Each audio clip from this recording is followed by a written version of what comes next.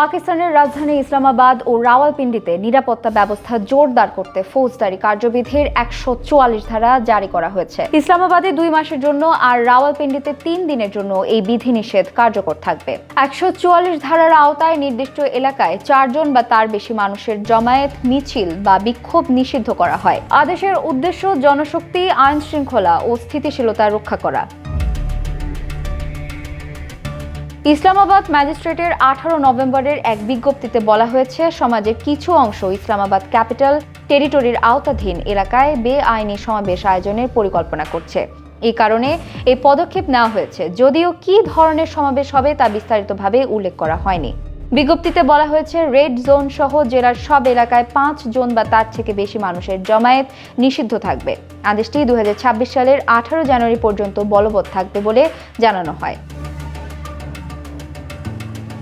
রাওয়ালপিন্ডির deputy কমিশনারও জেলা গোয়েন্দা কমিটির রিপোর্টের ভিত্তিতে ১৪৪ ধারা জারি করেছেন।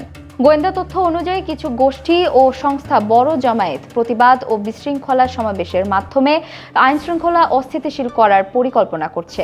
তারা সংবেদনশীল স্থাপনা, প্রধান সড়ক ও গুরুত্বপূর্ণ অবকাঠামোর কাছে সহিংস কর্মকাণ্ডে জড়িত হতে পারে। তাই ৩ দিনের জন্য জনসমাবেশ ও অস্ত্র প্রদর্শন নিষিদ্ধ করা হয়েছে। এই পদক্ষেপ ইমরান খানের সঙ্গে সাক্ষাতের সুযোগ না পাওয়া এবং তার পার্লামেন্টারি দল পিটিআই এর প্রতিবাদের কারণেই এসেছে। সম্প্রতি তারা ইসলামাবাদ হাইকোর্ট ও আদিয়ালা জেলের সামনে বিক্ষোভ করার পরিকল্পনা করেছিলেন।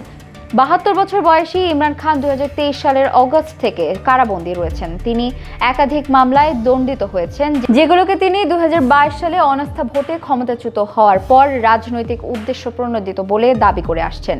কারাবন্দিত্বকালে আদালতের নির্দেশ থাকা সত্ত্বেও তার পরিবার, আইনজীবী ও খাইবার পাখতুনখোয়ার মুখ্যমন্ত্রীর সাক্ষাৎ বারবার বাতিল হয়েছে। এদিকে নিরাপত্তা ও জনশক্তি বজায় রাখতে ইসলামাবাদ ও রাওয়ালপিন্ডিতে ১৪৪ ধারা জারি করা যুগোপযোগী বলে মনে করছে কর্তৃপক্ষ। রাস্তাঘাটে গুরুত্বপূর্ণ স্থাপনার আশেপাশে চালানো হচ্ছে কড়া নজরদারি। সরকারি কর্মকর্তারা আশা করছেন এ পদক্ষেপে সম্ভাব্য বিশৃঙ্খলা প্রতিরোধ হবে এবং সাধারণ মানুষ ও আইন শৃঙ্খলা বাহিনীর জন্য নিরাপদ পরিবেশ নিশ্চিত হবে।